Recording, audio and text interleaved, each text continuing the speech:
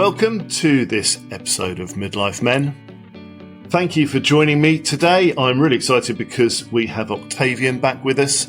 You may remember Octavian from an episode we did a couple of months ago about ADHD and being diagnosed as an adult.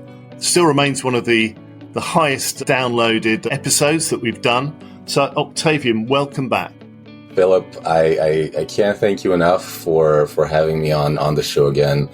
It's a fantastic resource for people just like me.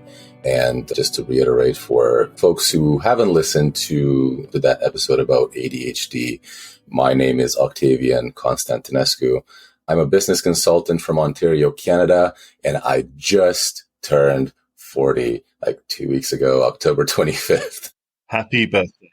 Thank you so much. So, similar to other folks around this age, I've been experiencing the midlife crisis period and just going through that learning period as well. At the same time, it is difficult just learning different techniques for getting through this stage of life that a lot of folks get stuck in, poses a lot of difficulties for people like me. And that's what I'm here to talk about today. So for this episode, Octavian, we're talking about anxiety, something I know you're very familiar with. So I'm going to hand over to you, Octavian. Take us through it. Yeah, so I want to talk about my experience with anxiety, how it manifested in my life, what I did to minimize its effects, and then how my life was changed after implementing these changes that I learned about and that I practiced and just getting through again this very, very difficult stage of my life. And the topic of anxiety lately has been very, very relevant, very talked about. It's gained a lot of traction in the past decade, and especially after the pandemic that we just went through, when mental health became a huge topic of discussion. People were stuck at home, sometimes alone, and these things like anxiety and depression became front of page type of news. So until about last August 2022, I can say that I lived with anxiety all day, every day. But living with it, I didn't realize that's what it was. I thought it was just a normal way of living. So I'd go to sleep in the evening with this pit in my stomach, just thinking about all the work that I was supposed to do the next day and just dreading having to do it. And Sundays were especially terrible because it wasn't just next day, it was the whole week that was in front of me. I'd just ruminate, go over the same thing over and over in my head. And I couldn't fall asleep in the evening. And then it would just continue throughout the next day from when I woke up to when it was time to go to bed again. And if you can think about it in maybe a modern term, it's kind of like a GIF, or if folks prefer the other pronunciation, like a GIF, just playing on repeat. You're watching the same video, just on repeat. I have to do this. I don't know how to do it. I can't ask for help because people will think I'm incompetent. What do I do? I have to do this. I don't know how to do it. I can't ask for help. What do I do? Just almost, it wasn't just about work, but everything in my life. Work was the main thing, but even my kids, my marriage, right? I have to be a husband. I don't know how to do it properly. I can't ask for help because at this point in my life, I was just too far into my marriage. What do I do about it?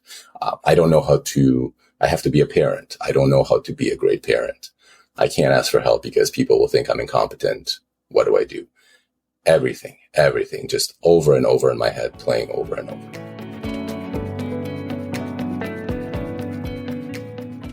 And I guess the more you kind of went through this process, did you find it became more difficult to think outside of that, that kind of frame of mind?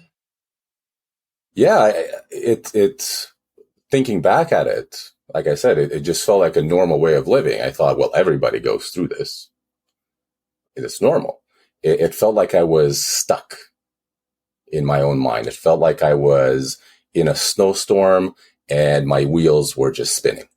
I was stuck in maybe a bog in mud and my wheels were just spinning. And I was worrying about everything. And I was ignoring, because I was stuck in my mind. I was stuck in this loop. I was just ignoring everything around me.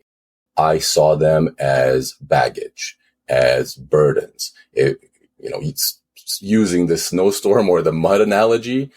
I thought that I need to throw them out of the back of the car or the truck so that the load is lightened so that I can just get out of the mud. Like they were holding me back. My kids, I barely spent any time with them. And when I did, it was very superficial. I was looking at my phone all the time. I was just trying to find an escape from these thoughts in my head. Same with my wife, my parents, my job. At my job, I'd be on social media every day, hours every day, because I just didn't know how to do my job properly. And I was afraid to even start on a task that I had to do because I knew that I wasn't going to get it done right. And honestly, nobody really cared about what I was doing anyway, so I didn't really see the point. So there wasn't any support at work then? Well, how do you go to your boss and say, I can't do my job because I don't know how to do it, right? That was my issue, because I thought that, people would think that I'm incompetent, and I just didn't know how to get out of it. And I'm sure that if I had gone to someone and asked for help, they would have helped me. But the crippling anxiety was holding me back from doing this. It was just those thoughts that I had that they will reject me. They will fire me. They will just not want to help me because I am worthless. I'm incompetent. And that just played over and over in my head. So can you give some examples of the kind of experiences of anxiety you were suffering? Yeah, absolutely. And before I go into the specific example, I just want to say that, look, this is something that everyone experiences to some degree. It may be not as crippling as it was with me, but there's actually folks that experience even greater anxiety than I did. Just to give some general examples before I get into my specific examples of getting out of this. Think about when you're running late for a meeting. That's likely you're experiencing anxiety. So that's kind of like a situational, mild anxiety. I'm running late. Okay, no big deal. Think about when you're getting laid off from your job.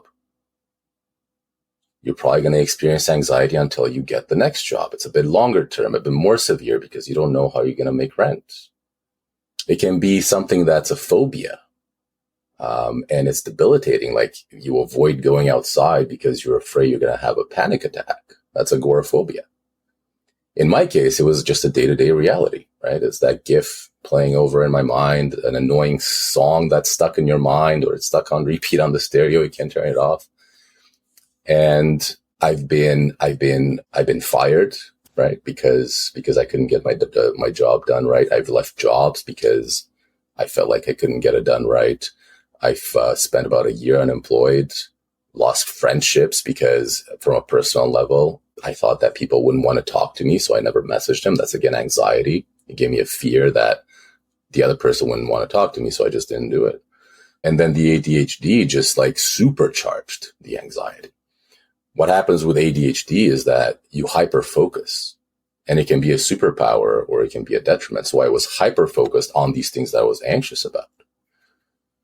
And it wasn't until I started going to therapy that these things changed for me. I can go through some examples there of these specific situations and how practices that I learned in therapy helped me overcome those situations. But at the end of the day, I'm not a therapist, right? So there's this great book that was recommended to me in therapy. It's called The Happiness Trap. And I'm going to use an example from The Happiness Trap to talk about a specific way to address these specific issues that I was running into. And anecdotally, I've been able to help other people with their anxiety.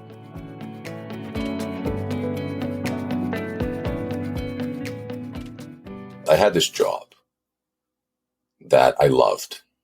I truly loved. It was like the thing that I wanted. I worked so hard to get it. I got the job. And when I got to that job, I realized that I have no idea what I'm doing. And then immediately the pandemic started. So we all got sent home. And I was all by myself at home. And let me tell you something, working remote is great. But when you can't speak with a coworker who's right next to you and ask them just a 5-second question, you have to go through the Slack. You have to go through the Zoom. You have to schedule everything. It becomes in itself a source of anxiety in a new job. It might be a little bit easier if you already know what you're doing, but that community that's formed at work when you're in person doesn't exist when you're at home by yourself on Zoom. So I was waking up every morning and I knew what I had to do. I would just dread starting to do it. And eventually it ended up being that my performance wasn't good enough. And I was let go because I wasn't doing the things that I needed to do, because every morning, every day, I was just spending my life being on social media or just not watching movies, watching Netflix. And then after that, I experienced another similar type of situation with a different type of job. And then I went to therapy. And even though I didn't have a job at that time, I was actually looking for a new job. Therapy helped me to focus my efforts to get rid of this anxiety. And each time I would wake up in the morning and dread what I had to do, my therapist shared this technique with me from this Happiness Trap book, that when she shared it with me, I thought, you're crazy. This is ridiculously simple. How can something that's so ridiculously simple work? So this technique is called anchoring. And the analogy is that when you're experiencing anxiety, it's like you're on a ship that's caught in a storm. But if you throw out the storm anchor, it'll help to minimize the effects of the storm on the ship. The storm is still there, but the ship is steadier. The anxiety is still there, but your metaphorical ship is steadier. Your mind is a bit steadier. You can focus on the task at hand, whatever that may be. You can turn down the volume on that repeating song and then just ask for help or go study or just do the task, put it in for a review, get feedback and make it better. So again, this technique, very simple for the listeners. Just remember the acronym ACE, ACE. And ACE stands for acknowledge, connect, and engage. It involves becoming aware of your thoughts, of your body, and your surroundings to dissociate from those anxious thoughts. And it can be done anywhere, anytime, but it helps if you're sitting down. So here's what I would do. I would wake up in the morning. I would think about, okay, I have to look for a job, but I can't sit here because, and just look for jobs because I actually don't know how to do it. So then I would, stop looking for a job because I didn't know how to do it properly. But what she taught me was when I started having those thoughts, just silently and kindly acknowledge whatever is showing up inside. those thoughts, those feelings, those emotions, and just look at it as with curiosity. Just observe your mind and put into words whatever it is you notice. By saying to yourself, I'm noticing anxiety, or I'm noticing thoughts about being stupid. I'm noticing feelings of anger about my situation. I'm noticing worrying thoughts or bad memories. Just put these things into words, whatever it is you're thinking, whatever it is you're feeling. I'm noticing my mind racing that I just don't know what I want to do next. And because anxiety is this like normal function of your mind, identifying these potential threats like worthlessness, when you tell yourself that my mind is telling me that I am worthless, or my mind is telling me that I am stupid, or my mind is telling me that I can't get a job or I can't do my job, you're taking away the power that those thoughts have over you.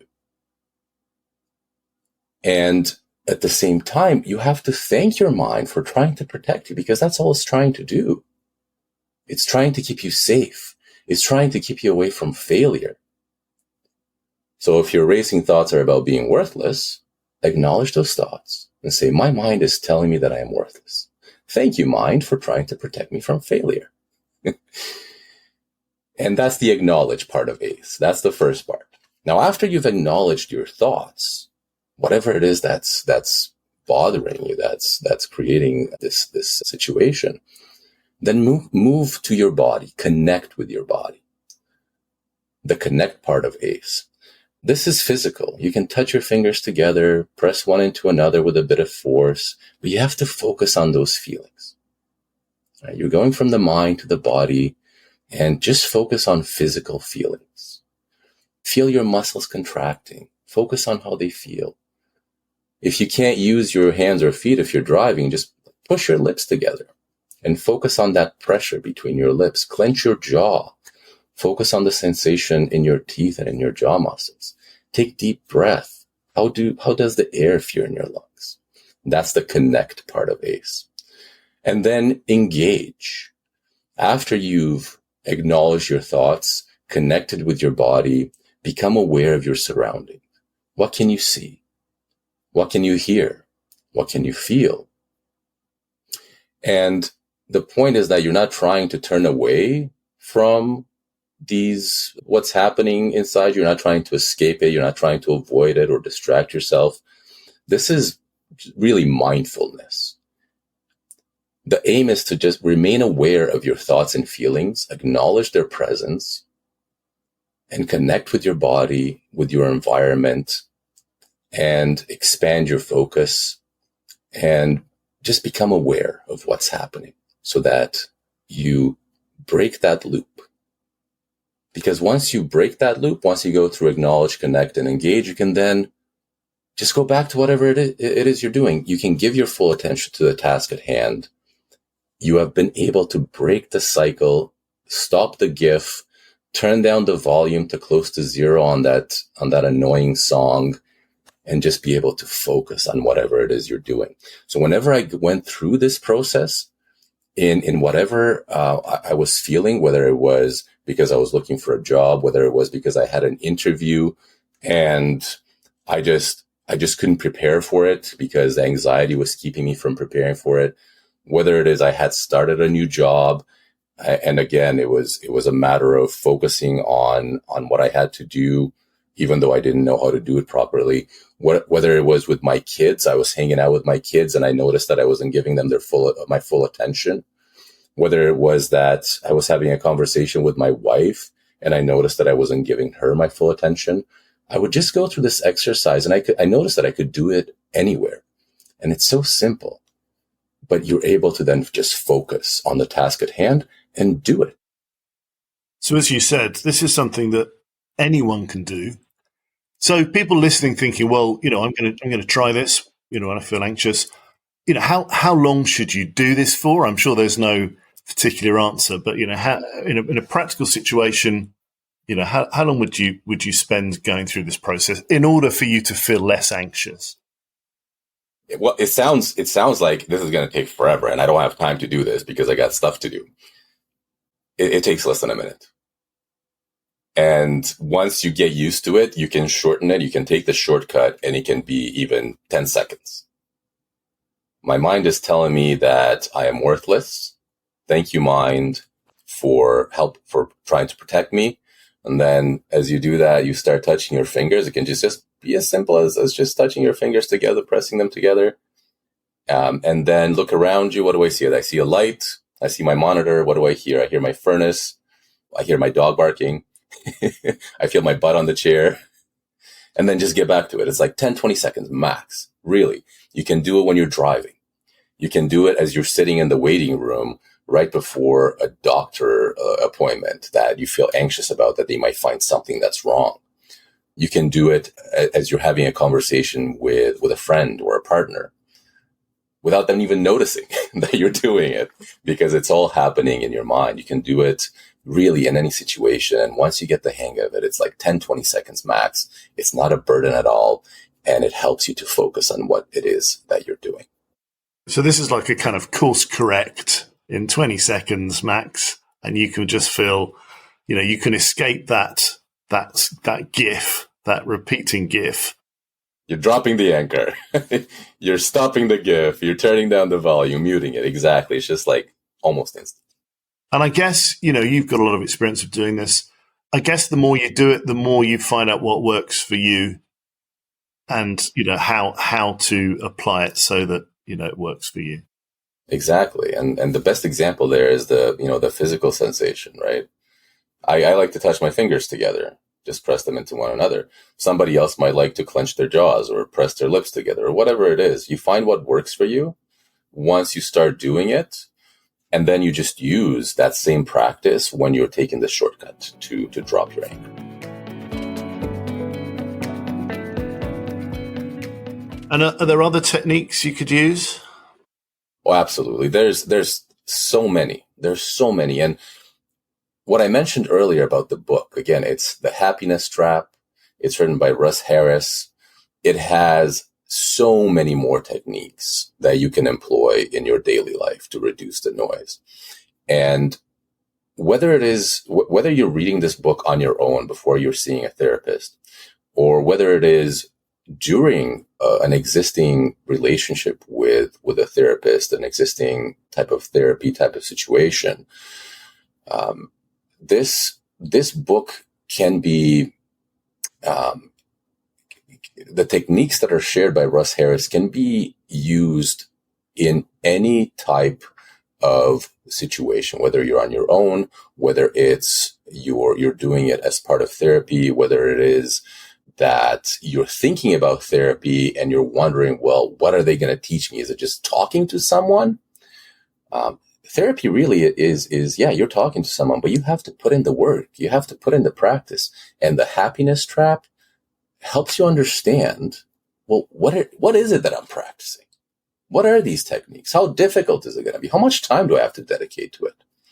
And if you read it, you'll realize that it's really not that much time. It's really not that difficult. And there's a variety of things that you can do that Russ Harris shares in this book that work for everyone. Something that works for me won't work for someone else. Something that works for someone else doesn't work for me. But this book will help you to understand what these techniques are. And he also shares some videos and some audio clips. I've shared a link with you to a 4-minute example of this dropping anchor exercise. If you would share it in the podcast description, that would be great. We'll put that on the description. Yeah. And there's many other books. It's not just The Happiness Trap, right? That's the one that worked for me. That's the one that was recommended by my therapist. So I took her recommendation. There's many other books out there. I highly recommend this one because it worked for me. It was recommended by my therapist. And I can give my personal testimony that, yeah, this one is great. So, Octavian, how common is anxiety disorder? Well, statistically, if we look at the statistics, and I have access to statistics from the United States, but this is something that throughout the world, it would apply to a similar degree. About 30%, 1/3 of people experience some type of anxiety disorder. The issue with this datum is that it's self-reported. It's people who go to therapy. It's people who answer those surveys who say, yeah, I'm experiencing anxiety. But if you ask anyone on the street if they felt anxious when they lost a job, or even when they ran late for a meeting, or when they had an interview that they didn't feel they were prepared for, a much greater percent of people experience anxiety to some degree. They just don't consider it to be a disorder, to be affecting their lives. If you remember the start of this conversation, my example was that I was experiencing day to day, minute by minute. I just thought it was normal. And I imagine a lot of people are experiencing it the same way. They think it's normal, and they're not self-reporting it. There's also a stigma associated with it. I've talked to so many folks who thanked me for bringing it up because they're experiencing the same things, but they felt that if they share that with someone, there would be a stigma associated with it, which, funny enough, that's also anxiety. You have anxiety about reporting your own anxiety. You have anxiety about reporting your own anxiety, about reporting your own depression because you think that people would have negative thoughts about you. But I think you were saying it is was kind of a normal function of the brain, but something which perhaps we don't need anymore.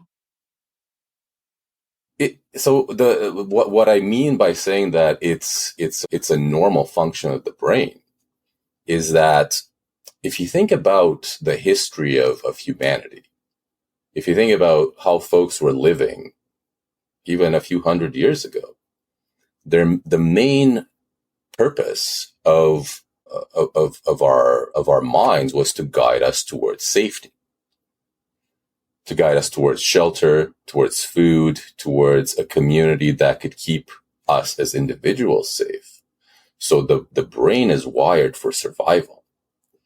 And it's very good at identifying potential threats in the environment because it's always looking out for threats to our survival.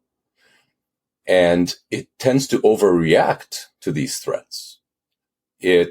Again, because it's a life and death situation many times, or it was a few hundred years ago, a few thousand years ago. And because it tends to overreact to these threats, it pushes us, right? It pushes us to act through these anxiety thoughts. Get away from the situation because it's unsafe. When you think that you're worthless, that's your mind trying to protect you from failure. It's trying to protect you from doing something that could result in failure. You're worthless. You can't do this. You're stupid. Run away from the situation. It's dangerous. You won't survive. Run away. You're going to fail. But this is counterintuitive to modern life.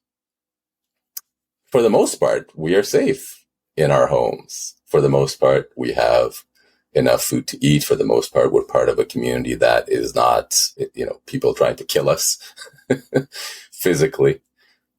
But these thoughts of survival are still fully ingrained and fully wired in our minds, which is why we have to thank our minds when we acknowledge that I'm thinking right now, my mind is telling me that I need to get away from the situation. My mind is telling me that I am worthless. My mind is telling me that I am stupid. Thank you, mind, for trying to protect me from failure.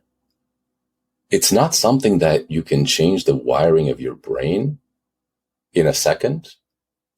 But as you go through these practices, you are forming new neural pathways so that the mind no longer feels like it needs to protect you all the time or protect itself.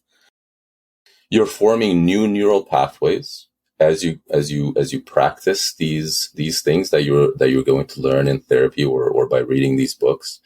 Through practice, you're creating new habits. Your new habits are going to be ingrained in your mind, and the mind will stop trying to protect you in situations where it doesn't need to try to protect you. It's not instant. It takes days, it takes weeks, it takes months. Science has showed us that it takes about 90 days to form a new habit, to form a brand new neural pathway. So that's why in the beginning it's going to be difficult, but as you practice, it gets easier and easier. And to give you my own personal experience with it, I mentioned at the beginning of this call that Sundays would be a terrifying day for me. But now I still experience a little bit of anxiety. The volume has gone from 10 to 3. So that annoying song that you can't get away from in your mind because the volume's at 10 at max, now it's just kind of like something in the background. Even in the most severe cases that I experience anxiety for. And the change has been absolutely tremendous. I found purpose in my work, and I no longer think of my work day or my work week with dread. I actually look forward to it because I've practiced. I've been able to turn down the volume. I've realized that I'm not worthless. My mind understands that. My mind understands that I'm safe and that I can do my work, that it has value. So now it's easy. Sundays are amazing. I love Sundays. I found a way to connect with my kids on a much deeper level because I don't use things like my phone and social media to escape from those situations anymore. I know that now I can be a good parent. I no longer have anxiety about being a bad parent. I've been able to turn down those thoughts. I barely use social media anymore now, actually. I just use it for work, not as a means of escape. Anxiety is still there. It's still part of life. It's still a normal function of the brain. The point is you're forming new neural pathways in these practices. You're turning down the volume, and you're basically reshaping the way that you interact with the world. And it's very important to be aware of it so that you can deal with it, so you can form these new habits. Especially as you get more advanced in years, have more traumas and triggers to deal with, and it's something that is just a part of life. But let's turn down that volume. So to recap, then, that's all really, really useful. So somebody listening who is perhaps in the same situation that you were in, where you didn't know how to do your job, you were constantly in this kind of constant state of anxiety, not just about work, but about everything, and just caught in this loop and you couldn't escape. So from a practical perspective, then, what would be summary suggestion that somebody could do now just to help them, get off that treadmill? Absolutely. So look, if you have the means to do so in terms of finances, in terms of time, therapy, find a great cognitive behavioral therapist or acceptance behavioral therapist. So CBT, and I believe they're called in terms of acronyms. Again, cognitive behavioral therapy or acceptance and commitment therapy. I misspoke. It's not acceptance behavioral therapy, acceptance and commitment therapy. If you have the means in terms of finances and time, find someone that you can work with, meet with them weekly or bi-weekly, and start practicing these things. It's all about the practice. It's not just about knowing, it's about doing as well as knowing. If you don't have the means to do this, whether it's financial or time-wise, get that book, The Happiness Trap, and listen to it. It's a commitment of about 12 hours. The way that I did it was during my daily walks with my dog. I would listen to about 40 minutes of it and maybe go back. It's something that you have to form. Connect with people in communities. Being in a community of like-minded folks, as long as that community is not a destructive community, reduces anxiety to a degree because, again, it's about the survival.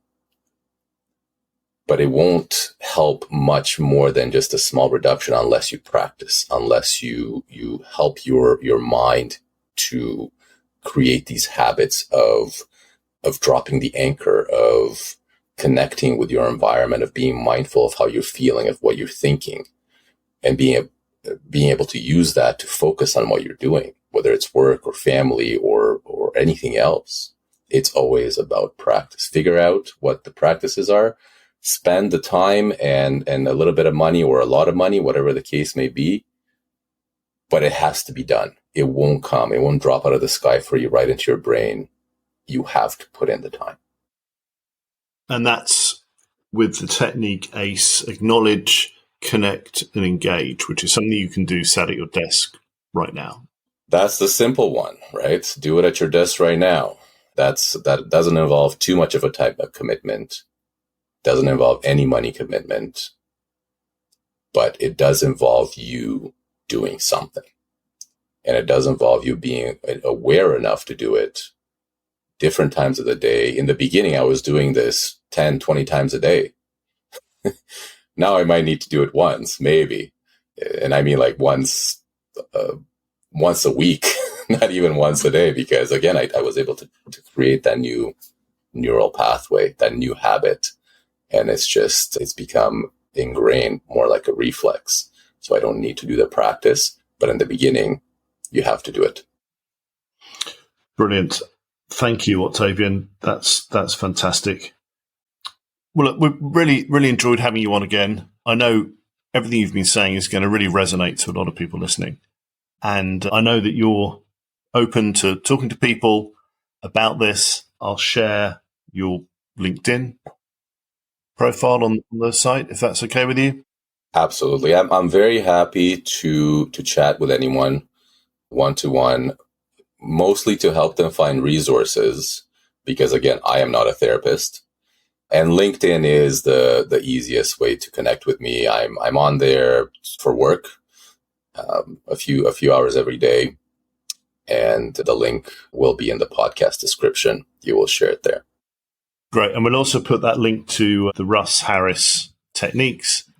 And yeah, I mean, just remains for me to say thank you, Octavian. Thanks for joining us. Well, thank you for allowing me to share this with folks. I hope that it will be useful. I know it has been for me. And if I can change one other person's life, it's definitely worth the time. It's definitely worth this commitment. I know how difficult it is. And this podcast will reach many, many people. Happy to do it again. And I can't wait until next time. Brilliant. Thank you. Thank you for joining me for this episode of Midlife Men, where my guest has been Octavian Constantinescu. Octavian referenced a book that has helped him manage his anxiety called The Happiness Trap by Russ Harris. And you can visit Russ's website, thehappinesstrap.com, where you'll find lots of information and free resources. If you want to contact Octavian directly, you can visit his LinkedIn profile, so search for Octavian-C, but we'll also put the link in the episode description. If you have a suggestion for a topic you'd like us to cover in the podcast, or if you have a story you'd like to share, then please contact me either on Twitter @MidlifeMen or email me at midlifemen01@gmail.com. Join me next time when we talk to other midlife men about their stories, and maybe you'll find that they resonate with you. Thank you.